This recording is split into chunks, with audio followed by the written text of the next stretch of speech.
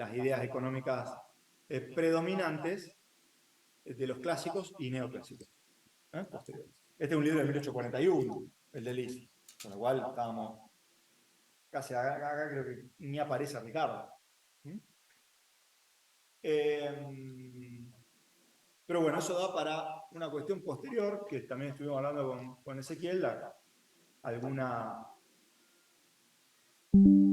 bajada a la Argentina y América Latina de la cuestión de la economía marxista o de los clásicos en general y del marxismo en particular, también estaría interesante hablar. Porque List, todavía el marxismo ni existía, pero sí ya Bunge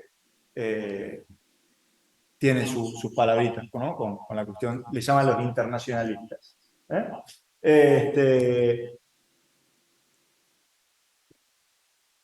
Hay hasta, no solamente en ideas, lo nombra expresamente a List en este libro, que vamos a ver algunos párrafos para no aburrir, de Bunge, que se llama Una Nueva Argentina, sale en 1940 este libro, y es una recopilación en realidad de discursos y trabajos de la revista que funda Bunge con su equipo de discípulos, que vamos a hacer alguna mención también, en 1913, la revista de Economía Argentina, o REA, que dura hasta el 52, si no me equivoco, 1952. Después la continuó un poquito su hijo y otros discípulos, Moyano Llerena, por ejemplo, que después va a ser ministro de Economía, ¿no? En la época de Onganía.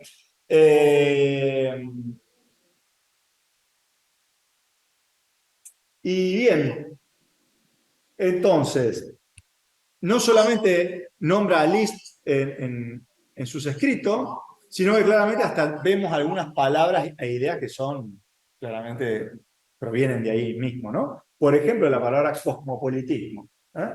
La economía cosmopolita versus la economía política, llama él, nacional, o a veces no usa la palabra nacional, List estoy hablando, ¿no? Y Bunge también, habla de los cosmopolitas, los internacionalistas. Bueno, ni hablar las ideas estrictamente proteccionistas, proindustrialistas, eso está clarísimo.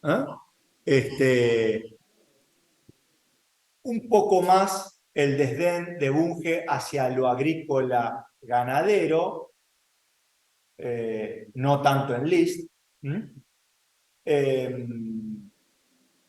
Pero sí List dice la agricultura o el estadio agrícola es un estadio anterior a lo manufacturero y una economía moderna agrícola necesitaría sí o sí pasar un estadio manufacturero, ¿no?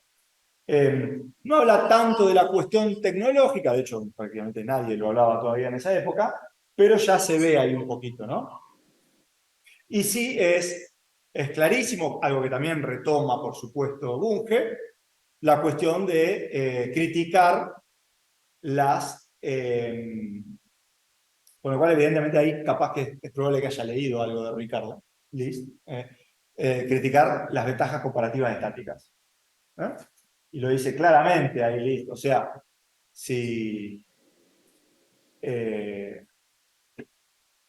Alemania hubiera quedado con esta idea de las ventajas comparativas estáticas, nunca hubiera desarrollado ni la minería de carbón, ni nada. O inclusive Gran Bretaña. Tampoco hubiera desarrollado su mineral de hierro porque otros tienen más hierro que Gran Bretaña, por ejemplo, ¿no? Y así un montón de cuestiones. Con la cuestión textil lo mismo. Y bueno, y habla un montón de cuestiones que están acá en el libro de List, que después ustedes ya la van a ver con Chang y hablar, que lo ha recitado 500 millones de veces, con Pateando la Escalera, que fue en El Buen Samaritano, y un montón de libros que capaz que ya conocen. Reiner, creo que es el otro, el noruego. Gustavo, no sé si lo ubicaste, bueno, también está un poco en la misma cuestión, pero son cuestiones ya archi conocidas, ¿no? El criticar el mainstream, que inclusive lo vamos a retomar en la tercera charla de Curia, porque esta cuestión del neomercantilismo a partir del siglo XXI, del fin del siglo XX, pero especialmente primeros años del siglo XXI, con el ascenso de China, vuelve al tapete, pero totalmente, ¿no? ¿Mm? Pero bueno, lo dejamos un poquito ahí latente.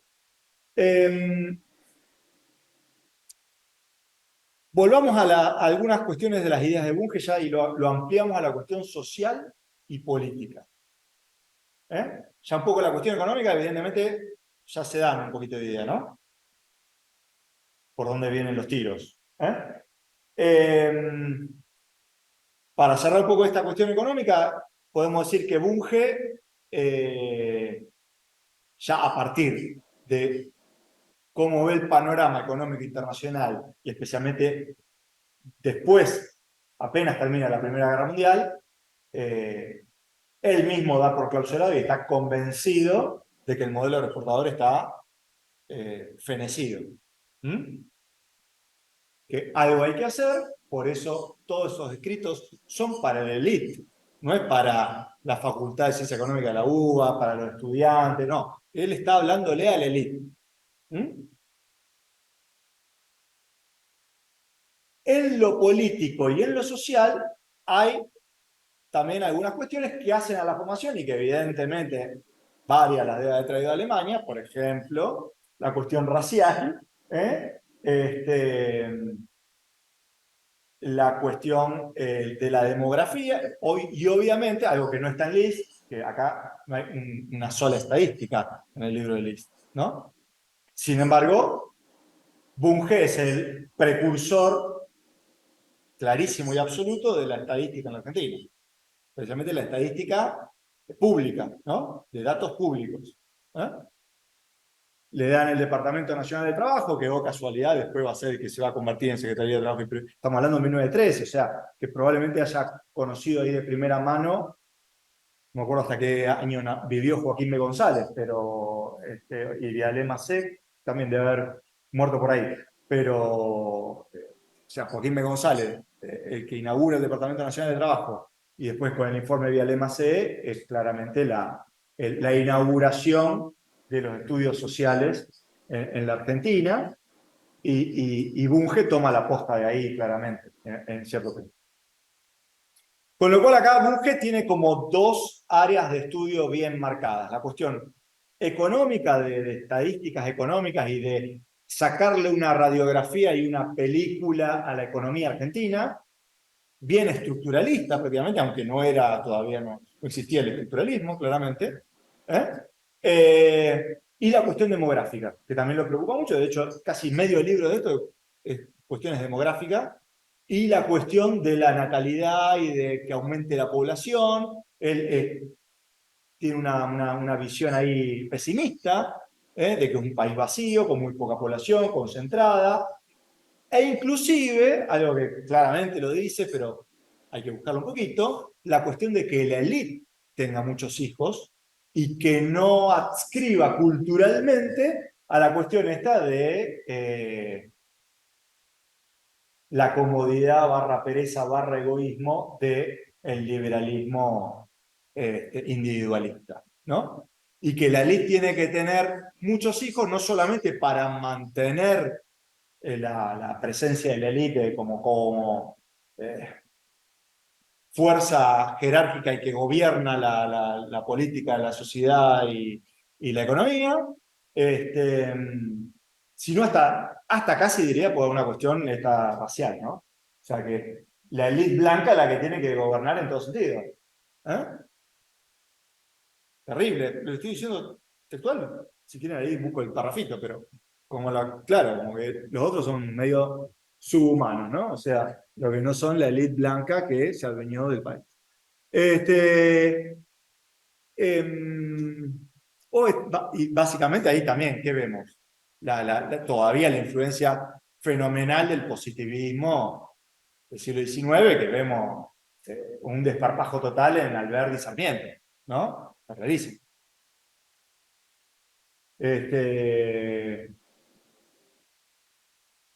Entonces, sin embargo, esta cuestión demográfica no se va, esta visión pesimista, no se va a cumplir tanto, porque claro, él está analizando, yo creo que el censo es de 1914, no me acuerdo, 1917, ahora no me acuerdo bien el censo nacional. El 13. El 13, y después no sé si hubo alguno más. En el 20 y pico, no me acuerdo. Bueno, no, después recién hubo en el 47, ya con el peronismo, ¿no?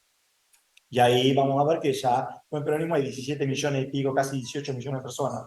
¿Eh? Y la natalidad sigue más o menos progresando, y están las inmigraciones de los países vecinos, que también aportan mucha población. Bueno, con lo cual esta cuestión del país tan vacío no, se, no, no se cumple tanto, no se vislumbra tanto. Eh, pero sí hay preocupaciones sociales, o sea, y sociales del pueblo en su conjunto. Una cuestión, dos cuestiones centrales en la cuestión social es la vivienda, que es el gran déficit social de la generación del 80 y del modelo del exportador, y es muy crítico y realmente hay cuestiones también. Y la otra cuestión es la educación. ¿Mm? En la educación a grandes rasgos, bueno, dice, o sea, hay que generalizar, ni siquiera, hoy podríamos decir la secundaria, pero ni siquiera habla de secundaria, habla de 3 años de escuela de oficios, después de la primaria que duraba hasta sexto grado con él, con el modelo, no sé si lo saben, ¿no? Él duraba hasta de primero a sexto grado de la primaria antiguamente. ¿Eh? Bueno, esto, o sea, ve que termina la primaria, los que lograron terminar y los que lograron estar alfabetizados abandonan completamente el sistema educativo, y bueno, dice, pero sin embargo, esta primaria no está sirviendo para generar mano de obra capacitada, ni siquiera para la agricultura, mucho menos para la industria que estamos proponiendo, mucho menos. Con lo cual, acá hace falta mínimo 3 años más de capacitación en oficio, etc. Esa es una cuestión con la cuestión educativa, además de criticar mucho el enciclopedismo que ya se veía, de la escuela normal que no iba para ningún lado, bueno. Y estas críticas son de la década del 20, y ni hablar de la década del 30. Con lo cual vemos que ya hay cuestiones que después se fueron profundizando eh, y ni hablar que ahí vemos un poco, aunque no lo nombra, esta cuestión de retomar en algún punto el proyecto de Osvaldo Mañasco, que nunca nació, porque lo echaron de ministro de Educación rápidamente en el segundo gobierno de Roca, como también propuso profundizar la educación técnica en la Argentina. Eh, con lo cual ahí está claro que la élite nunca ha querido mucho, y lo vemos hasta el día de hoy, ¿eh? La cuestión de la profundización de la educación técnica en la Argentina. Técnica, tecnológica, llámelo un poco como quieran. Y por lo tanto esto va a, a tener como corolario que después las ingenierías son escasísimas, ¿eh? En cantidad de ingenieros egresados, etcétera, etcétera, en Argentina. La otra cuestión, la cuestión de la vivienda, bueno, eh, espantado con la cuestión del hacinamiento, la cuestión de las malas condiciones de vida, especialmente en el interior del país, o en las provincias, en los sectores rurales, ni hablar.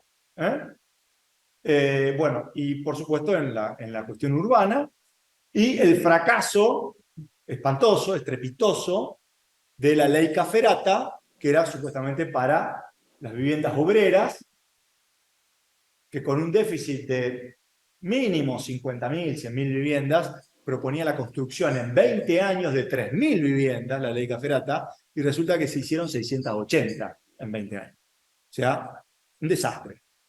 Un desastre. Con lo cual llegamos al año 40 o fines del 30, y la cuestión de la vivienda es un terrible drama para entonces la familia argentina. Y obviamente, en ese sentido, sí es coherente Alejandro Bunge. Dice, o sea, ¿qué estoy proponiendo? Que la gente tenga más hijos, o sea, poblar el país, resulta que no podemos hacer vivienda. ¿Cómo va a proseguir los estudios? ¿Cómo va a haber gente sana para trabajar, etcétera, etcétera? Si la vivienda no está. Y ni hablemos la cuestión salud, la cuestión de servicios básicos, alcantarillado, agua potable, etcétera, etcétera, ¿no? Y un montón de déficit. Con lo cual, dos cuestiones, o sea, es una persona que tiene una sensibilidad social en algún punto importante, ¿eh? Eh, en general, por ser parte de la élite, este muchacho estaba más o menos en contacto con algunos sectores del catolicismo social que recién surgían en ese momento también. Eh, y, y bueno, eh, y ni hablar la cuestión de la mala distribución y la falta de infraestructura a nivel nacional. Eso también es otra cuestión relevante.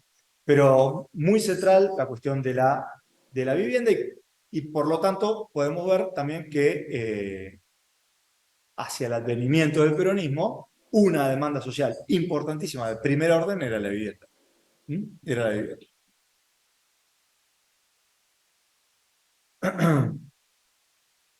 Bien,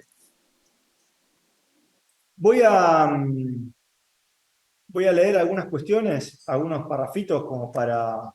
Yo ahí cuando armábamos esto, le pasé un PDF que se armó hace un par de años a instancia del Ministerio de Economía, con 6, 8 pensadores económicos importantes, desde Belgrano, Bunge, Silvio Gesell, Diamant, Prebisch, Aldo Ferrer, no, Prebisch no, Aldo Ferrer, y no me acuerdo si me estoy olvidando de alguno seguramente. Eh, y bueno, y hay un texto introductorio escrito por Andrés Aceín, bastante interesante, bastante bueno, y después varios recortes, algunos salen de este libro, de Una Nueva Argentina, otros no, de algunos articulitos más chicos de la revista de Economía Argentina. Yo ahí les pasé dos hacia la independencia económica, porque también él habla de la independencia económica con una idea un poco autarquizante de la economía. Eh, y la otra es no puede haber pan barato con trigo caro, una cosa así, ¿eh? Eh, que es algo bien ya de fines del 30, ¿no? O sea, hay una preocupación con la cuestión eh, de los problemas de la década del 30.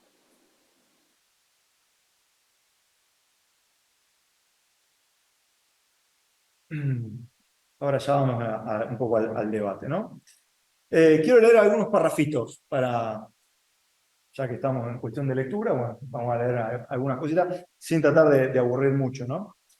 Dice en un párrafo, no, vamos a comenzar por el primitivo, ¿no? Donde está la introducción un poco del libro, dice, los principales problemas de la economía argentina,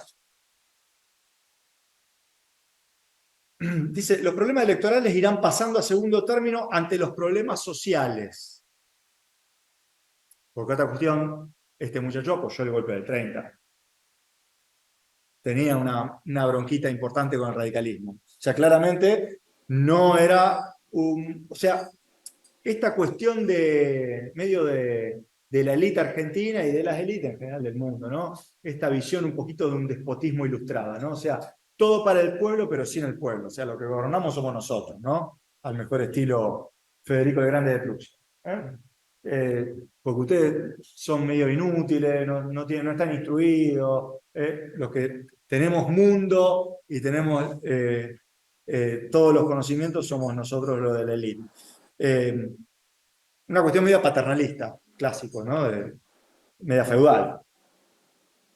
Dice, entre los problemas sociales argentinos se destacan los de la natalidad, los de la vivienda obrera digna, los del hogar rural en propiedad, otra cuestión, ¿no? La cuestión de la tierra, también importante. Y los arrendamientos, otra demanda social que ya venía fuerte desde el grito de Alcorta y antes también. Los del nivel de vida en algunas regiones del interior del país y los de una mayor participación gremial y corporativa en la vida pública. Ahí ya vemos esa cuestión media fascista, ¿no? Bien del golpe del 30. De todos ellos nos ocupamos en esta obra. ¿Mm? Bien, entonces vamos a... Dice en el apartado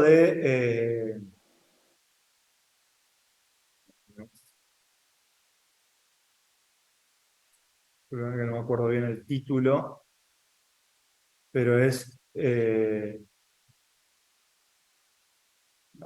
uno es Desequilibrio Económico de Argentina, País Abanico, que bueno, ahí hace un análisis bien estructural, y el que estoy hablando yo, es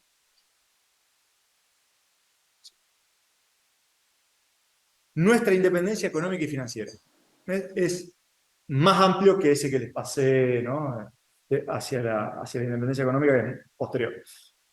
Dice, debemos convencernos de que esta es la última generación de importadores y estancieros.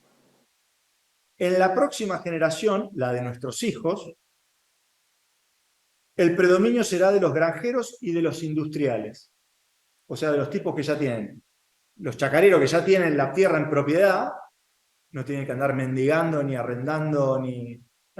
Y la de los industriales. De los hombres de la gran industria, de la industria media, de los artesanos, de los obreros manuales. De los hombres de las granjas señoriales, de las granjas burguesas o medianas, de las granjas pequeñas de familia, todas con su residencia en ella. Como que también el ideal de que el tipo que se dedica y es propietario de la tierra tiene que vivir en el campo, no que tiene que vivir en la ciudad de rentista. Con su residencia en ellas, que han de multiplicarse tanto como se multiplican hoy los pequeños talleres de artesanos. Está hablando ya fines de los 20, principios de los 30. Eso por un lado. Por otro lado, dice, ¿con qué habremos adquirir en el exterior los artículos manufacturados que nos hemos acostumbrado a recibir cada año, hechos y bien embalados, si nuestro maíz o nuestras carnes dejan de interesar a los consumidores tanto como antes, y si las economías que los compradores hacen y los esfuerzos que realizan para producir su propio consumo redujeran la capacidad de compra hasta de nuestros trigos?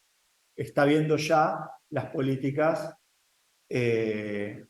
agrícolas de Francia y Alemania, principalmente, Italia también, década del 20, para tratar de no depender tanto de los cereales de América. Y por lo tanto, esto ya es una premonición de algo que ustedes ya han visto, algunos que fueron alumnos. ¿Qué es esto? ¿Qué está viendo ya?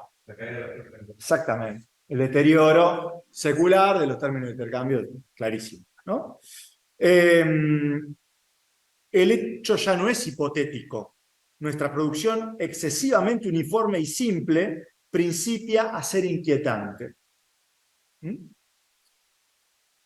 Discursos más o menos como este ya se escuchaban en el debate industrialista de Vicente Fidel López y Carlos Pellegrini en 1870 y pico, cuando decían, dependemos de la economía pastoril y de si llueve o no llueve. Lo decía Carlos Pellegrini en 1873. Se está repitiendo, pero ya con más preocupación, porque ahí todavía como que estaba en ascenso la cuestión de la demanda mundial y la División Nacional del Trabajo, y además era otro país todavía muy rudimentario, con muy poca población, se estaba armando. Pero acá ya nosotros estamos en la situación de un país de segundo orden, económicamente tributario de otras potencias, y no hay absolutamente ningún motivo orgánico para que continuemos en esas condiciones. La palabra orgánico, ahí ya denota que de liberal no tiene nada, porque si no, el liberal jamás te va a hablar de orgánico, organicismo, etcétera, etcétera, ¿no? Nuestra política económica no ha sido ni es otra cosa que una dócil sumisión a la de otros países, como lo hemos hecho notar en 1917.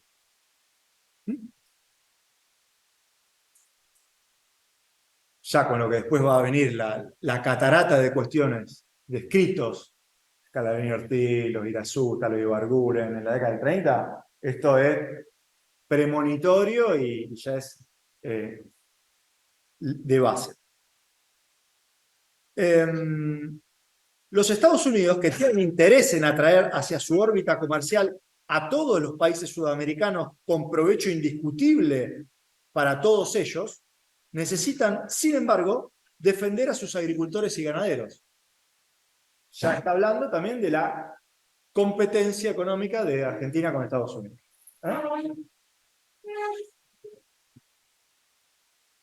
Una vida rudimentaria como la de nuestros agricultores, alojados en casas de barro, con pisos de tierra, sin vidrios en las puertas y ventanas, sin combustible, sin ambiente cultural, sin recursos para llevar una forma de vida civilizada, es una vida cara y poco apta para el progreso.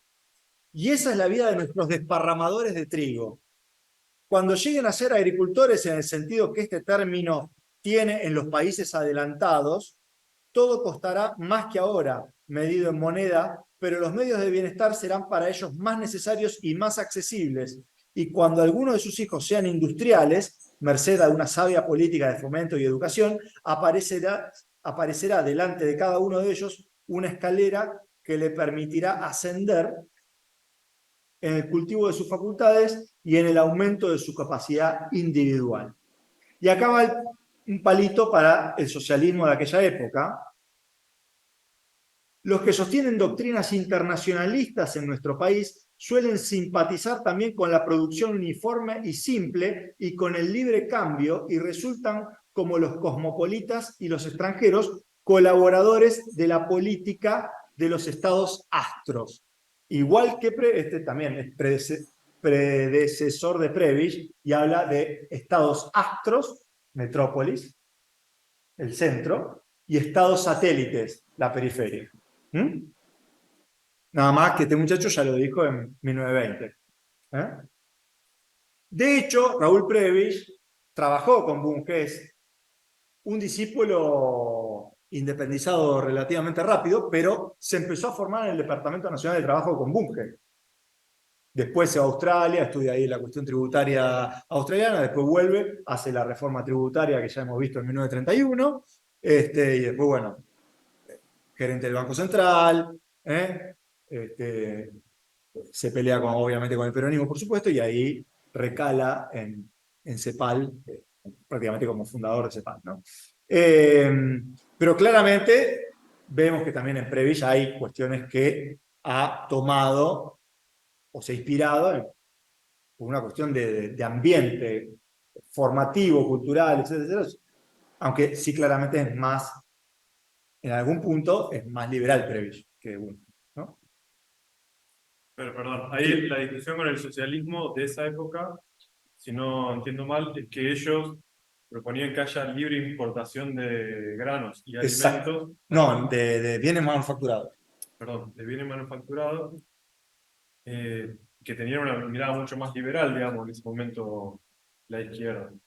Digo, es interesante también como alguien de la elite, de la oligarquía, podía haber un proceso económico que hoy lo vemos como un análisis más progresista, en el sentido de que pertenece a la tradición estructuralista, y bueno, y el socialismo de esa época pensaba mucho más próximo en eso al liberalismo. Sí, ahí claramente, bueno, el socialismo seguía un poco la línea de Marx, ¿no? De que el internacionalismo de izquierda, o sea, el de derecha sería el liberal, por eso denigra el mercantilismo, porque es un juego de suma cero en términos mundiales, sí. Pero acá la cuestión es, de vuelta, la cuestión nacional. ¿Eh?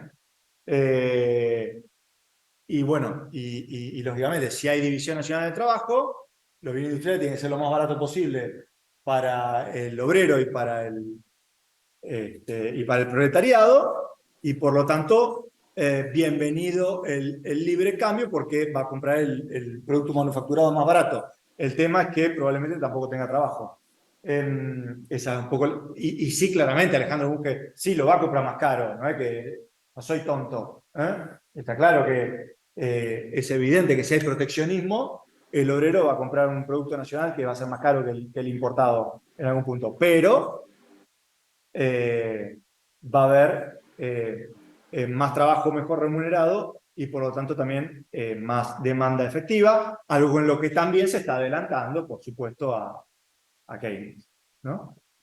En términos nacionales, porque de vuelta acá, ya desde List, toda esta gente un poco seguidora del East o de los norteamericanos es una cosa la cuestión nacional y otra cosa la cuestión el mercado mundial, ¿no?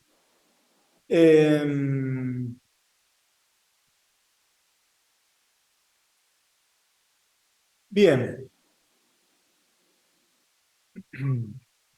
Esperen a ver si voy a tratar de ya ir cerrando con las citas, porque tampoco da para mucho más. Dice, mucho ha costado y costará al país esa larga y curiosa resistencia optimista de la mayoría de los dirigentes que creyeron poder gobernar con la erudición de los textos, mirando al pasado y creyendo en la persistencia de igual imagen y en la seguridad de su continuación. Pero se está llegando felizmente, ante tantas comprobaciones, algunas espectaculares, a la conciencia de nuestros reales problemas humanos, sociales y económicos. Parecería que la receta anterior, más común para el específico dirigente, le está hablando de la élite claramente, hubiera sido esta: un tanto por ciento de habilidad electoralista y demagógica, más un tanto de mentalidad pastoril, más un tanto de inescrupulosa sensualidad individual y partidaria, más un tanto de voracidad fiscal. Y que la receta directiva, ahora en gestación, fuera esta otra, para hacer bien, bien del país un tanto por ciento de sentido político, un tanto del sentido social, un tanto de mentalidad económica y un tanto de espíritu de abnegación y de sacrificio. Acá claramente se ve también esta cuestión de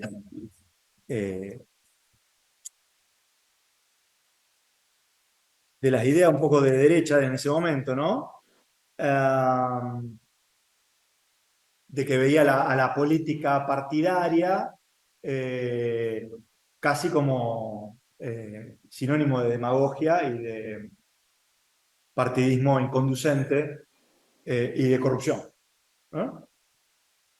También para tener en cuenta con los tiempos que corren. Porque después muchas de las personas que integraron el gobierno de Uriburu, y fue breve, y me habló también la década del 30, se arrepintieron porque al final, o sea, hubo más corrupción que antes. Entonces, estas cuestiones, pero bueno, la cuestión de armar mitos en ese sentido. Y para terminar, la cuestión de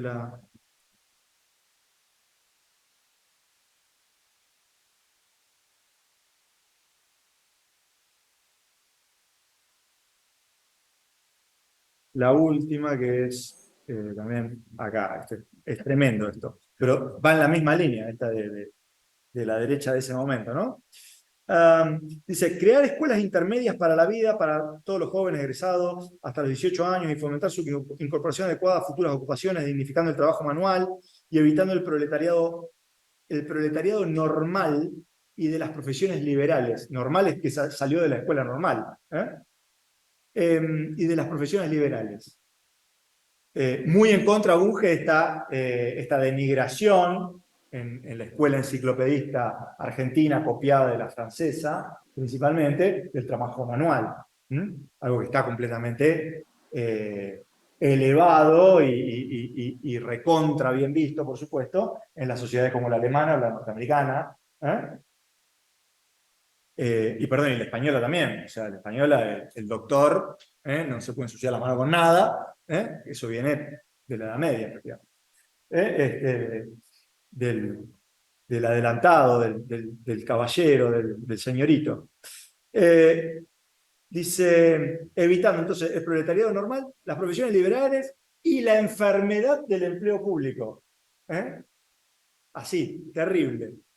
Dice, en lo que respecta a la vigorización administrativa, o sea, la reforma administrativa del Estado, entendemos que será necesario desterrar drásticamente y de inmediato la práctica de hacer de las administraciones públicas el refugio de políticos inservibles y el instrumento de compensación de los servicios de los servidores en las justas electorales, ¿no? O sea, esta visión completamente no solamente pesimista, sino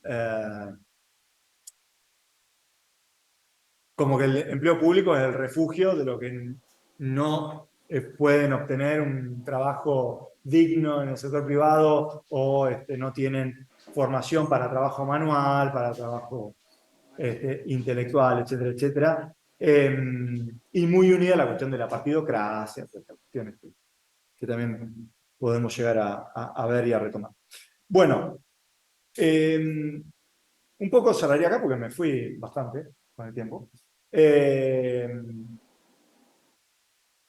Este hombre muere en el 43, un mes antes del golpe de Estado del 43, efectivamente. Creo que el 8 de mayo. Sin embargo, o sea, todo el mundo cree que no se hubiera llevado muy bien con Perón, a pesar de que el peronismo toma un montón de cosas de acá, sin beneficio de inventario, desde la nueva Argentina hasta la independencia económica, hasta la cuestión, obviamente, pero bueno, hay cuestiones que ya venían, no es que Bunge vio la luz ni es el gran precursor de algunas cosas así, como dijimos, esta cuestión de los términos de intercambio, y claramente de la cuestión industrialista, eso sí, pero de la vivienda social, de la problema del arrendamiento rural, eso no, ya venía, no hacía falta que me lo dijera Bunge, ¿no? Ni en la década del 20 ni en la década del 30. E inclusive si algunos de los formados en la escuela de Bunge van a estar en el elenco de Perón. El más importante, una de sus manos derecha económica en el Consejo Nacional de Posguerra y que después prácticamente es el elaborador técnico del primer plan quinquenal, que es José Figuerola, que de hecho fue, no sé si subdirector de la revista de Economía Argentina, estuvo claramente en el grupo, en el riñón del grupo de Bunge en esta última etapa de la década del 30, principio del 40. Con lo cual acá hay un entroncamiento importante, o sea, porque además, y eso que no habla bien del Estado empresario, Bunge, en el sentido es parecido a Sabio, sí, a Domingo Sabio, perdona, Manuel Sabio.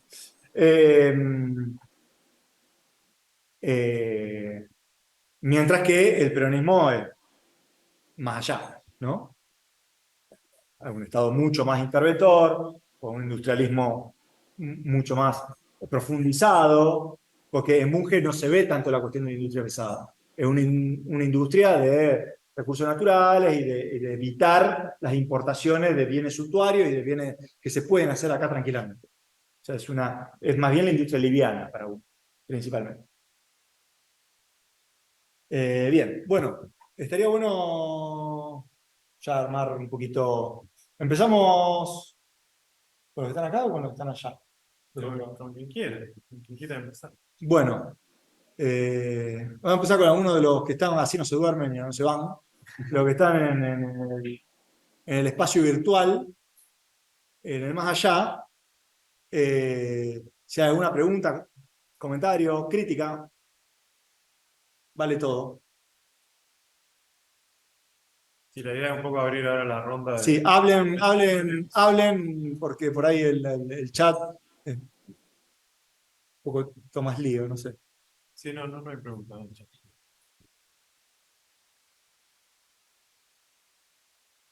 Bueno, arranquemos por acá entonces.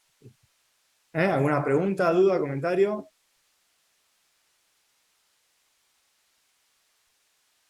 Dale. Y un poco lo que estabas hablando en la última parte, un poco la contradicción de Bunge en cuanto a la constitución del Estado, porque por un lado como que le niega el empleo estatal y toda la administración estatal, pero por el otro cree que la necesidad de implementar políticas. Entonces, no me termina de quedar claro a qué Estado se refiere. Sí, yo creo que se está refiriendo más bien al Estado, primero dirigido por la élite, y especialmente un Estado más bien tecnocrático.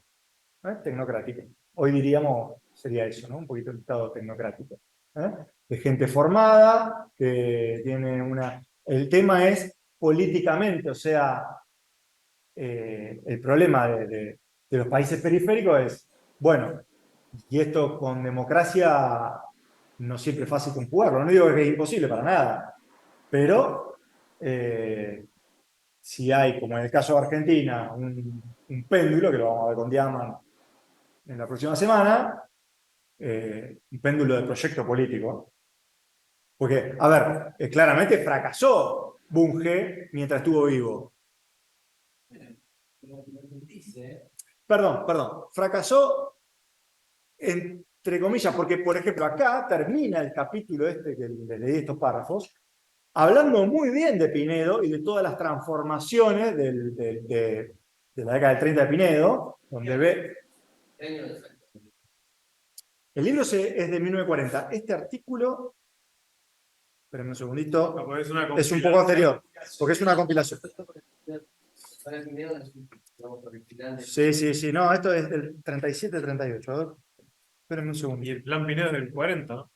No, porque no es el plan Pinedo. Está hablando de la gestión de Pinedo del 33-35. Ah,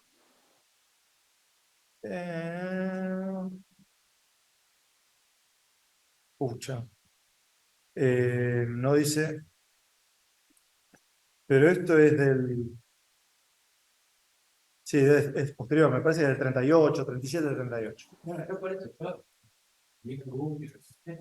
Pero lo que más acá, ¿no? El peronismo, precisamente este proceso de industrialización, es lento y como causa y consecuencia, pero la década del 30, Sí. la idea de la relación conservadora de que de una u otra forma. Sí, pero no es suficiente para Bunge, ¿eh? Porque él también ve que ese gobierno conservador del 30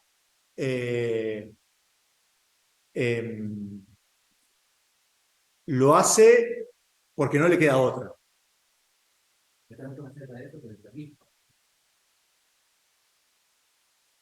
No te lo podría responder. Creo que sí. Por una cuestión de clase, te diría. Por una cuestión social y de clase. Sin embargo, hubiera estado de acuerdo con medidas de ambos, tal vez. Tal vez. Seguramente del peronismo como que se fue de mambo y del 30 que por déficit, que le faltó. Más que ideológicamente sea similar, de haber vivido el peronismo, no sé si algo que hubiera dicho, porque Sí, claramente. Lo que pasa es que un peronista lo podría haber agarrado diciéndole, a ver, campeón, yo acá le di la vivienda del sector rural, le di la tierra en propiedad, o más o menos, le di casa a todo el mundo, favorecí la natalidad, industrialicé más de lo que vos decías acá. Lo que sí, obviamente, esto tuvo un costo, por así decirlo, que fue, bueno, me fui de mambo con el proteccionismo, nacionalicé casi el sistema financiero y tuve un montón de empresas públicas que capaz que a vos no te gustaba tanto. Pero... usted le hubiera dicho todo lo demás. ¿todo demagogia? Tal vez sí, tal vez no, no sé.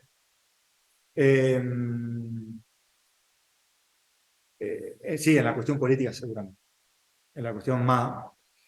Pero a ver, este tipo también bancó el golpe del 30, con lo cual no me hablé de autoritarismo porque ustedes son campeones.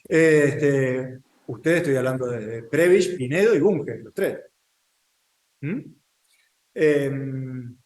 Por más que en su fuero íntimo y de la boca para afuera renegaran de eso, por así decirlo. No era la discusión, la democracia. Claro, no, claramente no era la discusión de nadie. O sea, tal vez de un sector del radicalismo, y hasta ahí nomás. Ni siquiera de la democracia progresista santafesina, que era poco también más o menos democrática, o del socialismo democrático de Juan B. Justo, Alicia Moro de Justo y Repeto y Alfredo Palacio. Pero después, o sea, Lisandro de la Torre arregla con Uriburu en el golpe del 30. O sea, ahí no se salva nadie. No se salva nadie. O sea, se salvan muy pocos, por así decirlo, con la visión de hoy de la democracia que tenemos hoy, ¿no? Y el propio peronismo. Por supuesto, el peronismo, la institucionalidad, o sea, le importó en la medida que pudiera llevar adelante su proyecto político y armaba la institucionalidad que le convenía a su proyecto político, desde la Constitución Nacional para abajo.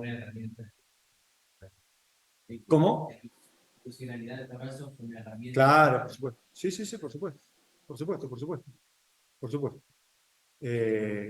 un comentario. Juan. Sí, No, que pensaba también qué hacemos cuando leemos un autor 100 años después, ¿no? Porque, bueno, o sea, la persona de Alejandro Bunge puede dar lugar a un montón de hipótesis de qué hubiera hecho después del 43 si no se hubiera muerto.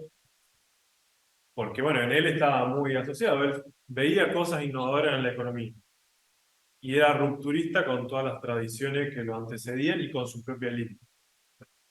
Pero después, lo social, lo cultural, lo político, tenía una visión muy parecida a la élite. Y en eso su personalidad es inseparable, porque él decía, bueno, en lo económico deberíamos hacer esto, pero que lo maneje la élite, digamos. Entonces, él te daba un diagnóstico y una receta que todos estábamos vinculados. Yo creo que la lectura nuestra, 100 años después, un poco más de 100 años después, en algunos textos, también es, bueno, ¿qué rescatamos de ese Bunge?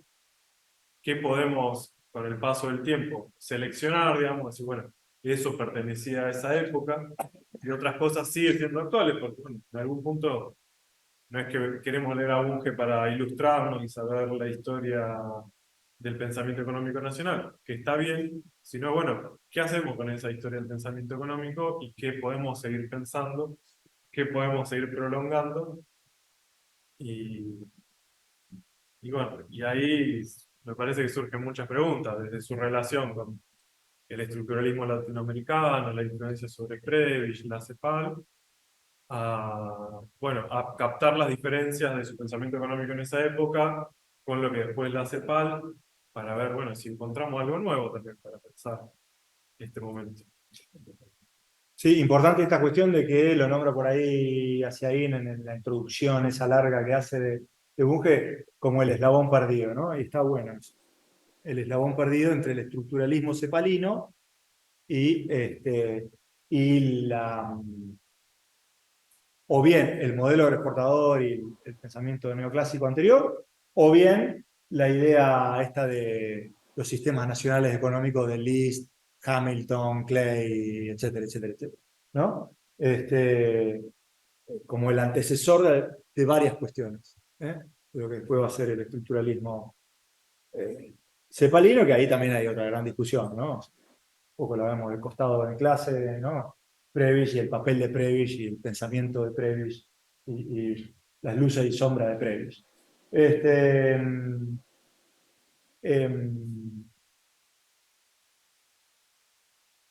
bien, ¿alguna cuestión más? Puede haber tal vez más intervenciones. Acá del más allá no pasó más nada. Me parece que o están durmiendo la siesta o no sé. Es mucha información, yo creo que Sí. va a ir surgiendo. A mí yo tenía una reflexión para preguntarme porque está bueno esto de, bueno, Prebisch interpeló a la élite y primero, pensando a hoy, ¿Prebisch o Bunge? Bunge, Ah, interpeló a la élite, pero ¿qué queda de esa élite hoy en día? Esa me parece una pregunta. Y otra pregunta, un poco menor, digo, más académica, si quiere, es si hoy por hoy existe algo parecido a lo que hizo, ¿no? En el sentido de que el ámbito académico se forme, elabore informes, textos académicos, también pensando en la línea, pues también existe, ha evolucionado eso, esa literatura, esa academia, tal vez de otra forma, incluso con Bunge formado en Alemania, también muchos de estos economistas que vamos a ver son ingenieros, en el caso de ellos son contadores, algunos se formaron acá en Argentina. En este caso hay una idea de que, bueno, esta academia forma economistas o cientistas sociales o pensadores pensando en la Argentina para más adelante. Y eso también queda en el sentido de que hoy también hay una academia que piensa la Argentina hacia más adelante. Es mucho más complicado de lo que era hace 100 años esa academia, porque tenemos muchísimas universidades privadas, entiendo yo, de que, por ejemplo, el SEMA, y bueno, un montón de institutos. que interpelan a la élite o que preparan informes técnicos con más o menos ideología para pensar la Argentina, ¿no? Eso ha evolucionado, no ha quedado estático. Entonces, un poco era esa la inquietud mía de pensar, uno, cómo ha evolucionado esa línea a lo largo del tiempo en la Argentina y otra, cómo ha evolucionado la academia. Sí, excelente esa reflexión. Sí, en ese momento, recuerden que había, hasta que se muere este muchacho,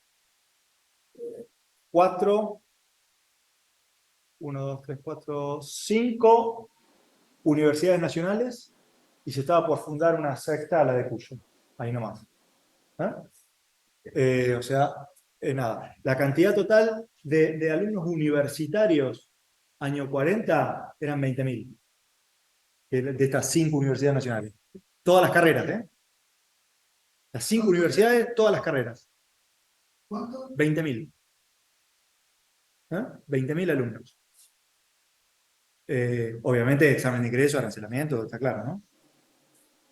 Estamos hablando de la UBA, por escándalo, era la mitad del resto. La Plata, Litoral, Córdoba, Tucumán estaba formándose, ya tenía algunos institutos universitarios, y ahí nomás ya arranca, por estos años, en la década del 40, la Universidad Nacional de Cuyo ya, en realidad ya prácticamente con el peronismo. Prácticamente con el peronismo. La Universidad Nacional de Cuyo. Y después, bueno, el peronismo sí crea la del noreste, bueno, algunas más. Pero, o sea, una universidad mínima, pensamiento atrasado, o sea, lejos de lo que se estaba ya investigando en Europa, en la década del 20-30. Lejos. O sea, estaban en el siglo XIX todavía. Y sí, está muy bueno la cuestión, se me veía en la cabeza porque después, no sé si es Imas, en el libro Los que mandan, José Luis de Imas, creo que menciona, uno de los primeros que menciona a Bunge como importante, y dice, no lo recuerda a nadie, está hablando en fines de la década del 60. Fines de la década del 60, Imas, que hace un análisis sociológico de la élite argentina, los que mandan, dice, Alejandro Bunge ya no lo recuerda a nadie. Pero sí, claramente hay una interpelación a la élite. Habla de prácticamente todas las grandes familias, las menciona acá en la parte de esa de demografía, las menciona. Y claramente, bueno, los hijos de esa élite, muchos fueron o bien gerentes de multinacionales, o gerentes de grandes empresas, o bien continuaron con la actividad agropecuaria, pero en una forma ya mucho más, no sé si atomizada o con menos preponderancia, también teniendo en cuenta los famosos 30 años de crisis del sector agropecuario, ¿no? del sector agrícola, del 30 al 60, o al 60 y pico.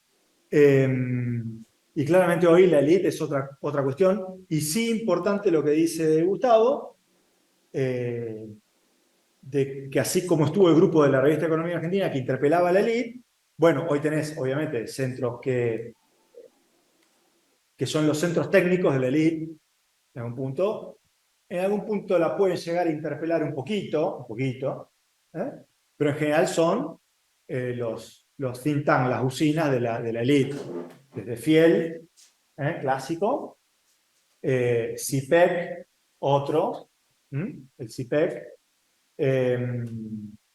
y obviamente el DITELA, San Andrés en menor medida, el SEMA, me parece, nunca logró despegar el SEMA también en términos de calidad. Pero bueno, hay muchos, hay muchos centros, algunos fuertes y con mucha trayectoria, y otros por ahí no tantos. Y bueno, el sector agropecuario, ni hablar, ¿A dónde estarían los hijos, nietos de la élite esta que nombra acá? Y en los grupos CREA, en CRA, ¿no? APRESID, ¿no? Etcétera, etcétera. Y obviamente acá brilla por su ausencia, salvo la cuestión de la deuda pública externa, alguna cuestión más, la cuestión del financiamiento. Sí, hay una cuestión de ahí de la moneda de crédito, alguna cuestión, pero porque inclusive hasta se carteaba con Irving Fisher, Bunge, iba a hacer un roadshow por la Universidad Norteamericana, plata no le faltaba, por supuesto, pero bueno, o sea, tenía relación con tipos que estaban en la vanguardia del pensamiento en ese momento, ¿no? Como después Prebisch, como después, bueno, Diamant un poquito menos, pero varios otros.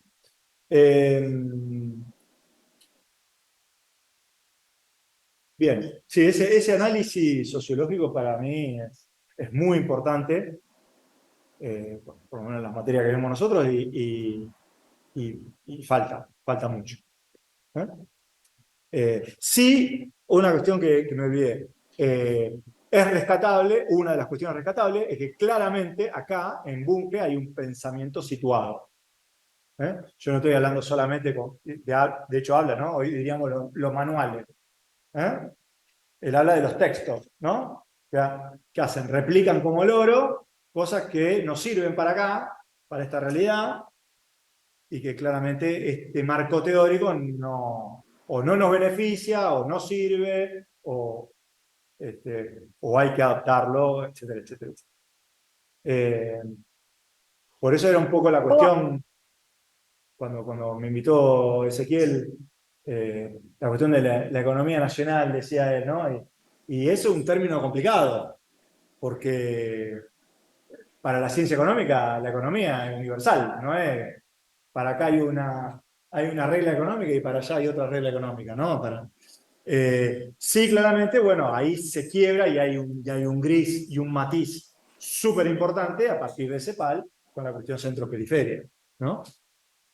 Y hoy ni hablar, yo estoy tratando de imbuirme un poco más de la economía china, claramente no solamente es List a la enésima potencia, o a la izquierda de Perón, pero ni a recontra, sino que además también hay mucha cuestión hasta antes de ayer fuimos periferia, ¿no? Pese chino estoy hablando. Bueno, ¿y ahora qué onda? ¿Vamos al centro? ¿No vamos al centro? ¿Cómo vamos al centro? Etcétera, etcétera. Una pregunta, Sí, ¿se escucha? salió. Ah, perdón. Sí, sí, No, como que que salió vino No, del quería, más allá. o Ahí sea está. que se está Ah, no. viendo a nivel mundial, o sea, un orden que vuelve con el proteccionismo, ¿no? El proteccionismo chino, y también puede llegar a suceder si gana Trump en Estados Unidos. Sí, ¿Y nosotros qué lugar vamos a ocupar ahí? O sea, porque somos una nación importante, ¿no? Y económicamente todos se están tirando, se ve por el sur, por todas partes, para ver qué va a pasar. Pero sí. lo que yo quería preguntar sobre Bunge, básicamente, es cómo es ese olvido de él, o sea, ese olvido adrede, cómo hacemos nosotros, o sea, para construir justamente algo que se llame pensamiento económico nacional.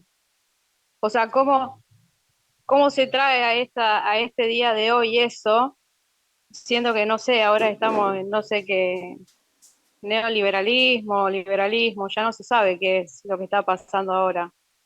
Pero, por ejemplo, ¿es posible a través de un pensamiento económico nacional hacer, por ejemplo, un plan económico?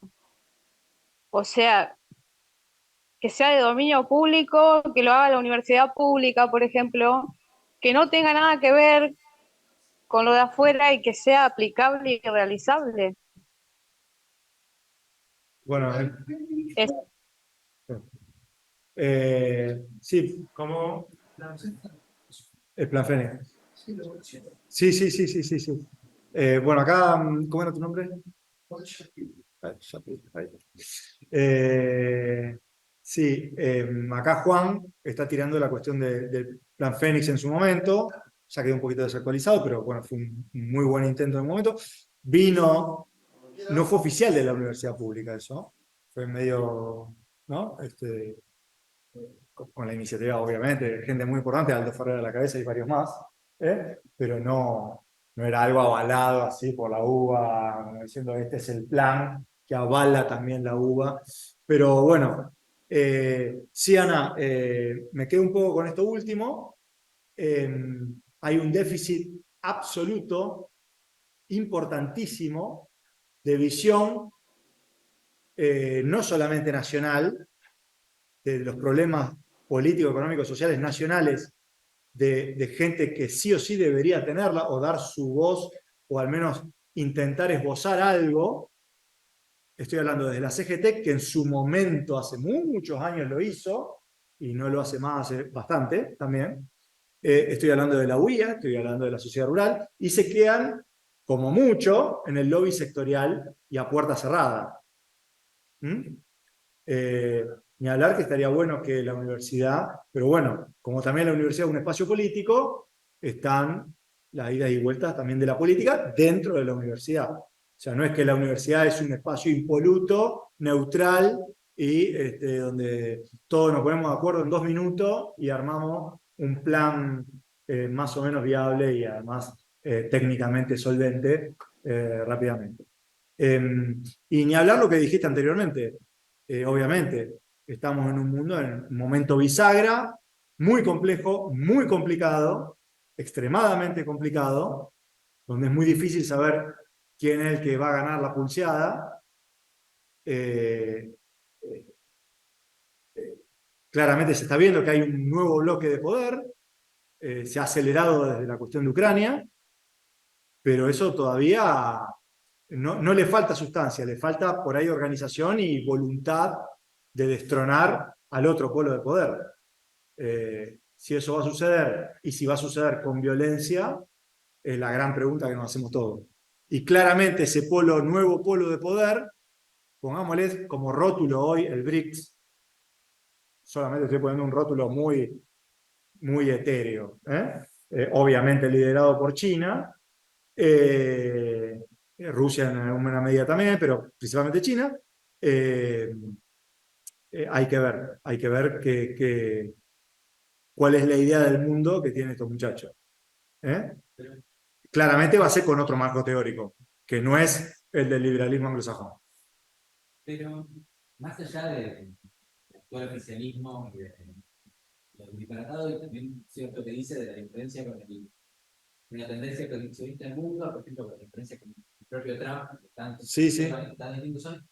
El propio peronismo falló muchísimo la idea de desarrollar el programa de la economía. Por supuesto. Con un candidato que, lejos de representar a la base peronista, estaba muy lejos de representar la propia doctrina peronista y la propia idea que se busca en todo caso, que es una idea del proyecto económico nacional desarrollista, que de alguna forma marca un camino, o sea, más allá del propio candidato de Massa, en todo el gobierno se perdió esa idea del peronismo de marcar agenda, de marcar idea y de establecer cuál es el camino. Sí, no, bueno, eso lo de Alberto es ultra evidente directamente. O sea, lo único tal vez relevante desde mi punto de vista como algo que quedó, para decir, che, quedó esto, más o menos está bueno, o sea, vamos a sacar alguna idea de acá, es lo de Culfas. El plancito este de Culfa, que lo terminó presentando de Mendiguren después, el año pasado. Pero después lo otro es la nada misma. La nada misma. E inclusive fracasó la experiencia kirchnerista en un montón de cuestiones en el sentido que estamos hablando, ¿no? Porque si no, claramente estaríamos en otra situación. En lo industrial, en lo productivo, en la inserción internacional, en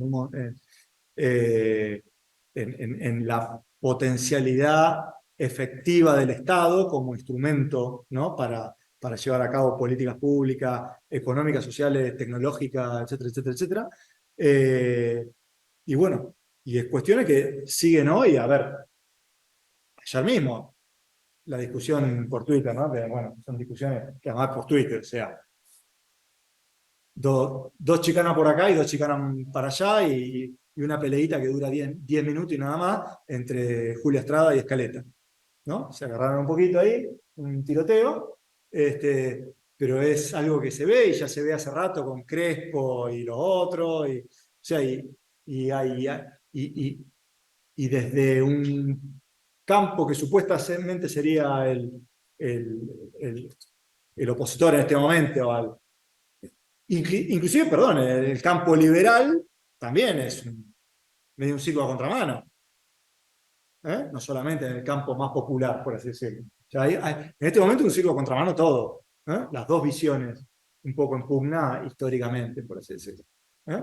No está claro eh, eh, qué hacer, qué no hacer, para dónde ir, modos, bueno, y eso atenta contra todo, porque no solamente tenés un lío internacional, pero en ese lío internacional, bueno, claramente, hasta Brasil también en algún punto la tiene complicada, pero políticamente como que está rumbeando por un lado, económicamente está en Vamos a el ir al otro media hora, lado, hay que Ordi, ver en qué que momento termine va a esto. poder seguir coordinando, pero bueno, claramente está más ordenado. Es una visión nacional más ordenada. Después si va a ser efectiva en un futuro o no, no sé. Pero claramente está con un campo en lo político y en lo económico un poquito más ordenado que lo nuestro, que es un lío total, descontrol absoluto. Pero bueno, sí. A mí se me ocurría un poco, pensando todo lo que surge acá, que quizás todos estamos haciendo preguntas sobre un momento de transición, ¿no? Un momento liminal donde algo se abre, no sabemos qué se abre, no hay muchos sentidos anudados, como dice acá el compañero, incluso dentro del peronismo. Digo, porque los textos de Bunge también están en esa transición. Empieza una crisis del modelo agroexportador, empieza a escribir sobre eso, problematiza sobre eso en el año 15, y bueno, la crisis entra más fuerte en el año 30.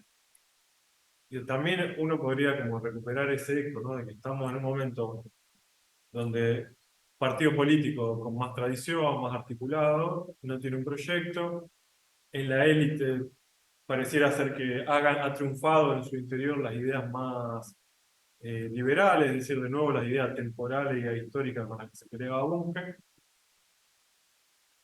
No hay un principio ético que en algún modo estaba en Bunge, que es una idea de cierto catolicismo humanista, es decir, no van a gobernar los sectores populares, decía Bunge de alguna manera, como proponía Irigoyen, pero nosotros tenemos que darle vivienda, nosotros tenemos que dignificar esa vida. Y la idea de dignidad es muy fuerte, y la idea de dignidad viene de su propia comparación, es decir, ellos tienen que vivir un poco más parecido a lo que nosotros consideramos digno. Entonces digo, sumo a la pregunta por el extravío, me parece, ¿no? Del extravío de qué faros hay que iluminen este cambio de época, este momento liminal donde se abren los sentidos, porque incluso Milei es una respuesta que intenta hacer popular ideas liberales, ideas neoliberales de la tradición austríaca. Pero sin embargo vemos que va, como muchos lo veíamos, destinado a fracasar rotundamente en breve. Y por ningún otro lado aparece ni de las élites una idea humanista, ni del peronismo si quiere, o el radicalismo, un modelo más articulado, una propuesta.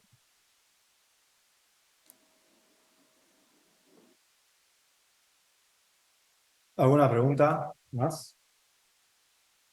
¿O comentario? Todo bienvenido, confianza. ¿Pensamiento? Desde el más allá también. Ana, no sé si pude contestarte un poco. Yo me quedé con una duda un poco más dentro de lo que puse. No terminé de entender cuál es para él el punto idóneo de desarrollo industrial. O sea, porque viste que si el peronismo se pasó, la década del 30 no llegábamos, él hablaba de grandes industriales, pero no en gran calidad, eran de destrucción. O sea, no entiendo para él a dónde había que llegar. ¿Cuál era el punto? Sí, buena pregunta. Yo creo que pero es una hipótesis que tiro, ¿no? Yo no veo en él claro, este sería mi ideal para la Argentina. ¿Eh?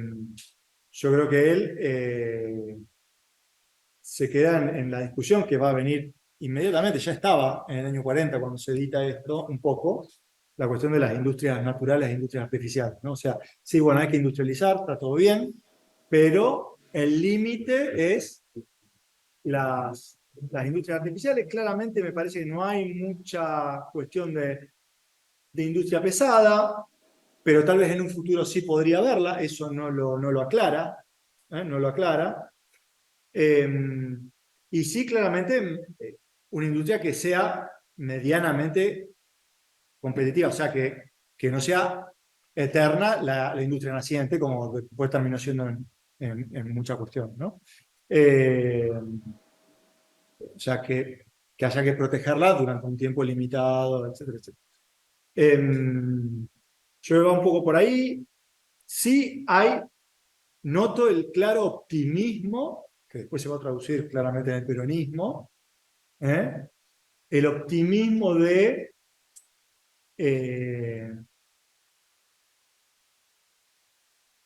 el ahorro nacional da para autofinanciarnos en esta industrialización. Los saberes técnicos por ahí no tanto, pero bueno, eso se puede suplir un poquito. Pero la cuestión del ahorro y la cantidad de población también. Dice, bueno, sí, para esta, por lo menos para esta industrialización liviana, la cantidad de población da. Ahora, no sé si aclara, por eso tal vez la cuestión de la demografía, de que haya más población, tal vez para que haya más mercado interno, ¿no? Esa visión. Pero esa cuestión del optimismo, y por momento, bueno, entonces también hay una contradicción ahí, ¿no? Por momento hay una mirada bastante autarquizante y después nos vuelve a una mirada no tan autarquizante. No voy a decir liberal porque no lo es, pero un poquito menos autarquizante.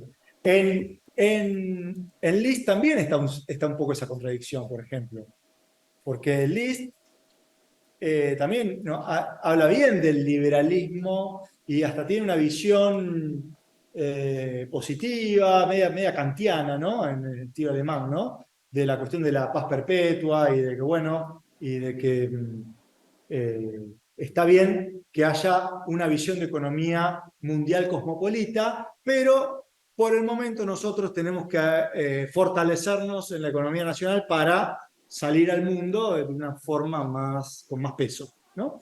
Que bueno, pero no es un antiliberal List, ojo, no es un antiliberal en ese sentido. Para los liberales anglosajones, sí, claramente antiliberal, punto. No hay, para un Marshall neoclásico o Balra, esto no va ni a palo, o Pareto, etcétera, etcétera. Pero en lo de Bunge sí, y son cuestiones estas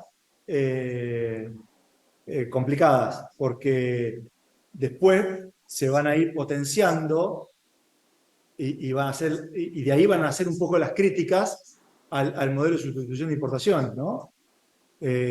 No tenemos una población suficientemente amplia, el ahorro nacional no da para todos estos proyectos de inversión que pretendemos hacer. Bueno, y discusiones que siguen hasta el día de hoy, inclusive, que siguen hasta el día de hoy. Pero bueno, el vivir con lo nuestro de Ferrer, que también es un poco provocador, no era que pensaba exactamente eso Aldo Ferrer para nada, pero esta cuestión del límite, y bueno, y yo creo mucho en los matices, lo que pasa que a veces es difícil, o directamente, o no lo exponen al matiz, no lo aclaran, lo cual de un técnico es medio grave, que un político sea medio maniqueo, blanco-negro, bueno, es pasable, porque en la dialéctica política yo soy A, vos sos B, yo soy el oficialismo, vos sos la oposición, lo que sea. O sea, tengo que defender mi postura a ultranza. Pero en un técnico, si hay algún matiz, me parece que está bueno aclararlo. Y decir, estos son los límites, estas son las restricciones. En la medida que se pueda correr el límite, fantástico, se puede ir más allá. Ahora, si no logramos este primer objetivo, no podemos ir a la luna. Bueno, y esas cuestiones a veces son son relevantes, son importantes, por eso también los algunos fracasos económicos del peronismo, ¿no? Del primer peronismo, ¿eh? En esta visión voluntarista en algún punto, ¿eh? Voluntarista o demasiado optimista en varias cuestiones. No sé si respondí un poco. ¿Algo más? Yo me quedé en esto con un texto que cita a Ziaín, de Bunge del 26. Ahí lo estaba buscando. Que él habla de reciclar la siderúrgica.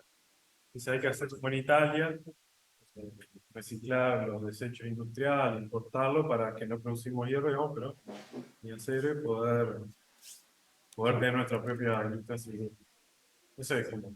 Y él lo cita en una discusión con Liach.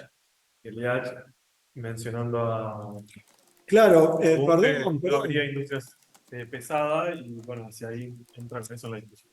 Sí, sí, me estaba olvidando el texto. Hay un texto de un sociólogo de La Plata, un tal Araya, que compara Lis con Bunge, está en internet, búscalo. Lis con Bunge, cortito. Y después está el libro La Argentina que no fue, de Leach, ya es viejo, que un poco interpela toda esta cuestión de la década del 20, 30, 40, peronismo. Son 2 tomos, inclusive me parece. Y en este primer tomo habla mucho de la cuestión de Bunge. Uniéndolo un poco a Prebisch, a Pinedo, etcétera, etcétera. Porque bueno, Leach, estamos hablando siempre del padre de Leach, no Lucas, que con esto nada, cero. Juan José Leach, claro,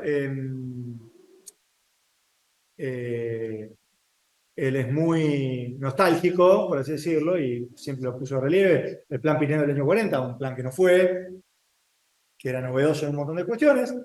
Muchas cuestiones tal vez las tomaba un poco de Bunge y ni hablar de Prebisch, que había estado un poco con Bunge, desde la Unión Aduanera Sudamericana hasta la cuestión de alguna política de promoción industrial desde el Estado, la cuestión de plan de vivienda financiado por el Banco Central, bueno, un montón de cuestiones, pero bueno, y la cuestión de una relación armoniosa o tratar de hacer el salto, ¿no? de la metrópoli inglesa a la metrópoli norteamericana de una forma así, cual Canadá o Australia, de una forma armónica y sin ningún conflicto y a tiempo. Cosa que si no sucedió con Pinedo, bueno, y obviamente ahí Liach o gran parte de la élite culpan a Castillo de que, bueno, era un troglodita del interior, que no entendía nada, era un conservador durísimo, y bueno, y se perdió la oportunidad con Pinedo, ministro de Economía en el año 40. Y también en algún punto también lo culpa un poco al radicalismo, en menor medida. Pero bueno, esa es un poco una visión contrafáctica y nostalgiosa de Leach. Como diciendo, si hubiera funcionado, si le hubieran dado bola a Pinedo en el 40, no hubiéramos tenido el peronismo. Y nos hubiéramos ahorrado el peronismo, ¿no? Pero bueno, no tiene ningún sentido. Porque además también ahí un poco se está obviando la cuestión de la Segunda Guerra Mundial y varias cuestiones políticas y económicas. Bueno, no sé si cerramos alguna cuestión más. Juan, ¿alguna? ¿No? Sí, nada. Bueno, ¿ya alguna consulta, comentario? A mí me gustaría hablar del diagnóstico inicial que se leyó al principio. ¿Cuáles de esos problemas piensa que se pueden plantear que son actuales? O sea, me pasa mucho de pensar que a medida que digamos la historia argentina es como que se repiten los problemas que están en la estructura de la economía política argentina. Entonces, ¿cuáles de esas diagnósticos que esos problemas siguen vigentes o tienen ya que Sí. Sí, hoy, bueno, el tema de vivienda, el tema del país abanico, la cuestión del país abanico es la falta de integración territorial. Eso también, y el despoblamiento de un montón de áreas periféricas de la Argentina, principalmente. En ese momento era mucho más terrible la cuestión de la Patagonia, era realmente nada, no había nada. Lo único más o menos relevante y decente era como Rivadavia, y hasta ahí nomás. Estamos hablando de la década del 20, ¿no? Y hasta ahí nomás. Eh, eh, entonces, un poco eso y un poco, bueno, la cuestión de que estructurar la economía alrededor del sector agropecuario, ¿no? Y la agroindustria.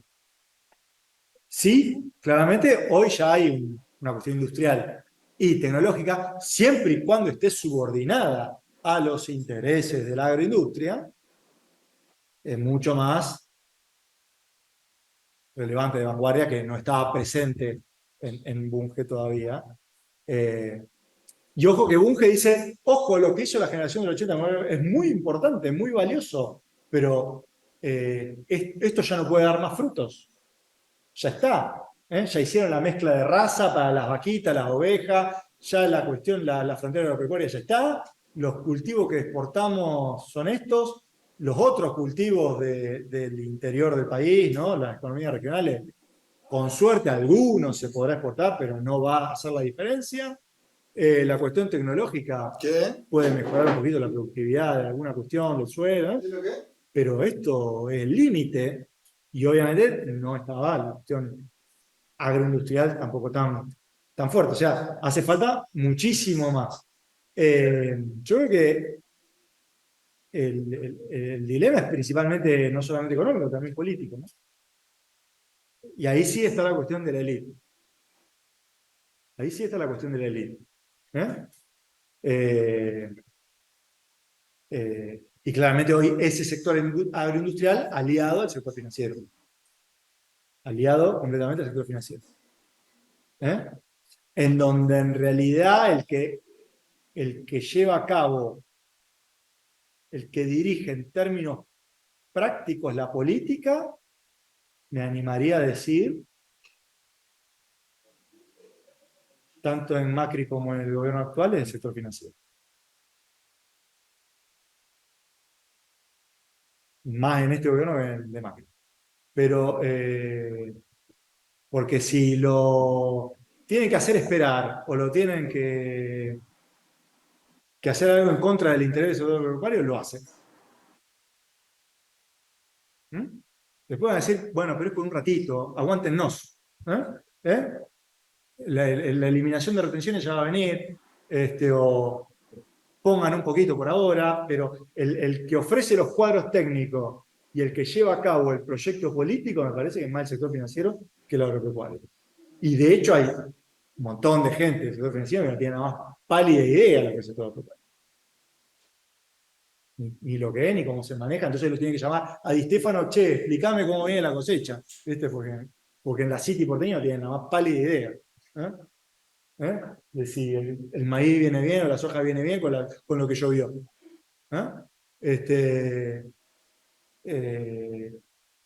Vení, vos que hablás con los chacareros, decime qué onda, qué pasa, ¿viste? Porque acá no llega el feedback del sector agropecuario. Y claramente la sociedad rural vive más en Recoleta que en el campo. Entonces, también, y es un sector particular que no permea al chacareraje de Córdoba, Santa Fe de Entre Ríos, y mucho menos a la nueva frontera agropecuaria de Santiago, Salta, etcétera, Chaco. Entonces ahí también, ojo con eso, porque de vuelta, ¿quién es la élite? ¿Y qué quiere exactamente la élite? O hay también una construcción, que siempre la hay un poco, tanto hasta con la generación del 80, ni hablar con esta generación del 40, un poquito antes del 40, pero bueno, la generación, pongamos la generación del 40, la denominada generación del 40, es Carolina Ortiz, Jaureche, Perón, etcétera, etcétera. ¿Cuál es el modelo de país? O sea, y hasta dónde, como dice él, hasta dónde se quiere llegar, y en esa construcción, ¿hay mito dando vuelta? ¿Hay mucha construcción de mito propio? De que me creo mi propio mito, estoy hablando, ¿no? ¿O no? ¿Ah? Y mito estoy hablando, por ejemplo, vamos a traerlo al día de hoy. O sea, los planeros son todos vagos, inútiles, no sirven para nada. Es construcción de mito. Y eso como podía llegar a ser tal vez un mito, tal vez, no lo estoy diciendo, afirmando categóricamente, che, con la que se llevan las multinacionales hay ahorro suficiente para todos los proyectos de inversión que querramos tener. O sea, podemos tener energía del primer mundo, toda la industria pesada, liviana e intergaláctica que querramos, y podemos vivir como en Francia dentro de 10 años. Porque es tanta el capital ahorrado que está en los paraísos fiscales o la rentabilidad, pero ¿hay alguien lo midió bien a eso? ¿Será cierto? ¿Es verdad? ¿No es verdad? ¿La que está afuera va a volver? ¿La podés hacer volver? ¿O es todo mito? Ojo. Por ejemplo, estoy tirando una cuestión, ¿no? De esas, millones. Millones. Si hay cuestiones más terrenales de, bueno, una macroeconomía estable claramente es y debe ser asequible rápidamente, por ejemplo. Pero bueno, ya ahí no estaríamos yendo. ¿Recordamos qué? En esto que ¿Joder? No. Vi mal.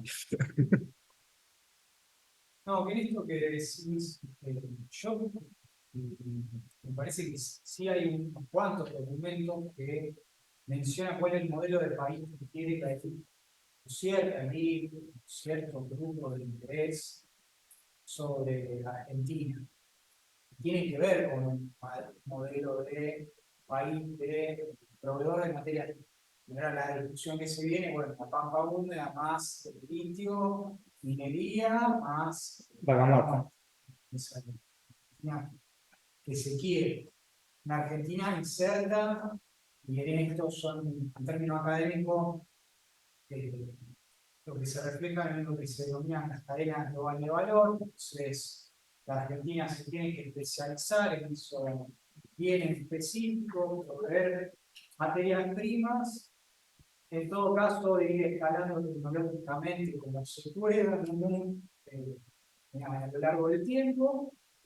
Y por ende se ha vuelto de unos 40 años más o menos a discutir de que no interesan los sectores económicos. En el sentido, no interesa la industria. Por lo menos sí lo entiende, a mi entender, gran parte de la línea política y económica del país. Y es la discusión que tiene justamente Bunge. No, guarda que los sectores económicos sí importan y el sector industrial también es muy importante, productivo y tecnológico. No habla tanto de lo tecnológico, sí, de lo productivo. Hoy por hoy la discusión a partir de la pandemia, de cuestiones ecológicas, de posibles conflictos bélicos, de conflictos bélicos que hay en curso, es que hay una industria y hay sectores que son estratégicos, que sí o sí hay que tenerlos, porque si ocurren estos eventos externos, como son la pandemia, guerras, etcétera, tenés que tener, proveer ciertos sectores estratégicos, lo cual es la industria manufacturera es uno de ellos. Esto lo está discutiendo hoy por hoy Estados Unidos, que en este proceso de los últimos 40 años de deslocalización industrial, es decir, de las plantas que estaban en Detroit se mudaron a otros países, tienen que volver, tienen que haber de nuevo una nueva industrialización, incluso en esos países como Estados Unidos, Europa, que habían perdido esa visión en parte industrialista. Que ahí yo digo, para la regulación hay un punto a favor para uno.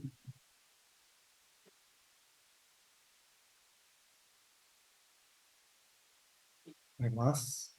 A mí me hiciste acordar algunas cosas, que hay como unos proyectos intelectuales no tan potentes en Argentina, pero que están dando vueltas. Uno es que se puede desarrollar el país con agro y servicios. Que bueno, también hay bibliografía diciendo que bueno, eso no es posible si no hay un proceso de industrialización. Es como que se saqueara un sector.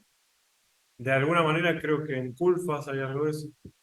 Parece que en Jorge Katz hay algo de eso.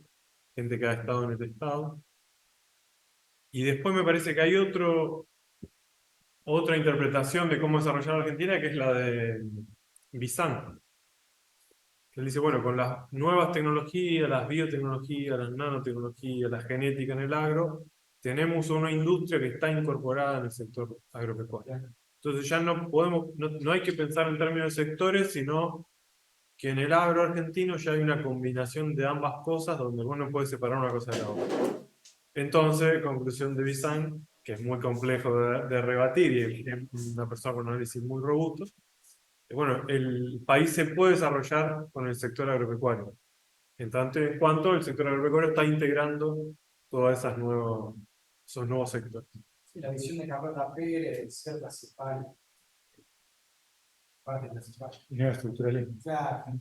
Claro. Sí, ahí, bueno, ya nos estamos yendo un poquito, pero estamos yendo al tema. Yo ahí la cuestión está el matiz. Y el matiz es, bueno, la primera gran pregunta, ¿ese modelo de la élite alcanza o no alcanza para los 50 millones de habitantes? Lo más probable que no alcance. Segunda cuestión, ¿sostenés o bancás de alguna forma la industria que se te puede llegar a caer porque ya no importa? ¿Sí o no? Si hubiera un mini proceso de sustitución de importaciones, ¿hasta dónde, hasta cuándo, cuál es el límite? ¿Cuál es el límite para no tener un costo fiscal gigantesco o de bienestar económico? La otra cuestión, es cierto lo que dice Bizán. Ahora, la cuestión es que después, por ejemplo, en la maquinaria agrícola, no le dan nada a la industria mecánica. O sea, competí con John Deere y si no podés competir, lo siento mucho. O sea que es hasta ahí esa cuestión. O sea, sí es para la semilla, ponele. O para tener la urea nacional, algún fertilizante, algún agroquímico. Pero ya para cuestiones más parecidas a bienes de capital, que requiere de más fierro, una cosa mucho más fuerte, más sofisticada, ahí, bueno, y si no lo puede hacer la industria local, se importa y melona. Entonces, y de hecho la maquinaria agrícola nacional no logró tener una escala ni la han apoyado mucho para que exportara. Ahí alguna cuestión, pero y que supuestamente ya ha demostrado que es de vanguardia, ya ha demostrado que actualiza tecnológicamente. De hecho, somos los inventores de la sembradora de siembra directa y resulta que ¿qué más hay que demostrar en la maquinaria agrícola nacional? O sea, ¿qué más tiene que demostrar? O lo tiene que hacer solito a los Superman, que Basali venda la cosechadora y que de repente compita de igual a igual con John Deere o con Claas alemana o con Massey Ferguson, con New Holland. Entonces ahí hay una cuestión media chicanesca de Bizán en algún punto, me parece, con cuestiones más industriales más sofisticadas. Más sofisticadas. Porque después está la otra gran discusión en la industria. ¿Se banca a los... ¿Puede haber industria sin bienes, sector industrial nacional sin sector industrial nacional de bienes de capital? Gran pregunta. Segundo, pregunta, si es así, que para que haya verdaderamente sector industrial, tiene que haber, aunque sea medio chiquito, un sector industrial de bienes de capital, ¿estás dispuesto a bancarlo? ¿Cuánto tiempo? ¿Con qué herramientas? Economía internacional. Porque si no, es de vuelta, nos quedamos en la industria liviana, en la sustitución más o menos, y listo. Y decimos que tenemos un sector industrial por las dudas que venga el maremoto, y bueno, que tengamos algunos remedios, alguna comida, alguna prenda de vestir y nada más. Y después la cuestión institucional, o sea, está claro que hubo errores gravísimos y los hubo de vuelta ahora con el kirchnerismo. O sea, vos le das la mano, se te agarran del hombro y lo vimos en los últimos 4 años. O sea, protección a ultranza del sector textil, confección, vestido. Y es lo que más aumentó en los 4 años. O sea, era la locomotora de la inflación, era el sector que más protegía. O sea, ¿cómo es eso? Eso no le pasa a un país asiático. Porque lo agarra de la pestaña al tipo y le dice, muchacho, ¿qué está haciendo? ¿Qué onda? Venga acá y dígale, acá se sienta usted en cadena nacional y le dice a toda la gente, gracias Estado Nacional por darnos esto, y hipoteco todos mis bienes, lo que tengo acá, allá y más allá, por si no cumplo con lo que me pidió el Estado para que me diera todos estos beneficios. Y eso es lo que pasa en Asia. Eso es lo que pasa en Asia. ¿Mm? No hay un empresario libre pensador que, claro, hago con la mía lo que quiero, pero resulta que a mí me bancaron 50 años. Pero la mía es mía. No, la tuya es tuya porque te la dimos todos nosotros. ¿Eh? ¿Está claro? Y no estoy hablando del PC chino, ¿no? Estoy hablando de Taiwán, Japón, Corea, Singapur, Malasia. Entonces, esta cuestión de arreglo institucional es fundamental, porque si no, de vuelta, ¿de qué estamos hablando? ¿De qué proyecto estamos hablando? ¿De un proyecto integrado o de cosas así, borbotones inorgánicos, como diría Bunge, ¿no? Y que no se sabe para dónde va? Es un poco lo que pasó, ¿no?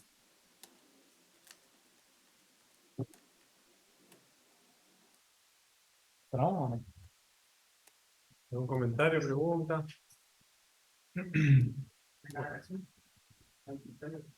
En el Zoom no hay nadie, no hay preguntas, quiero decir, hay gente.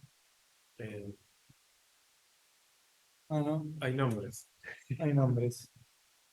Bueno, No, Yuna todavía está ahí. No sé si. no está ahí.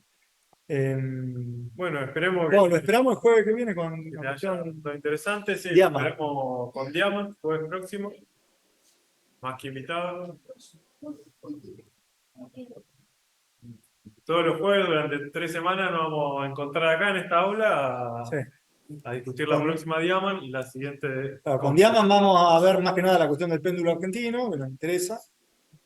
En menor medida la cuestión de la estructura productiva desequilibrada. Y más que nada, ¿no? Lo que arma él, un poco entrando en dialéctica con Valla, con Edmar Valla, el modelo de 2 brechas. Cuando sale en el 88, él larga un artículo un poco diciendo, bueno, estas cosas me interesan, estas cosas las critico, ¿no? Eso está más o menos peor, parece una síntesis del año 99, más o menos. Pero ya en Diamant, o sea, en el equipo de Diamant está Curio, amigo personal de Diamant. Con lo cual ahí tenemos. Pero sin embargo, Curia, ya a fines de los 90, con la convertibilidad, ya va esbozando la cuestión esta del tipo de cambio real alto, productivo y sostenido, ¿verdad? Que ahí un poquito, me parece que en una cuestión se separaría un poco de Diamant. En un punto no tanto, pero en otro punto sí. Pero bueno, interesante porque ya, entonces las dos charletas siguientes están interconectadas. Adelanto del próximo capítulo. Bueno, gente, muchas gracias. gracias. Cualquier cosa nos escriben, consultan. Y si no, nos vemos el jueves.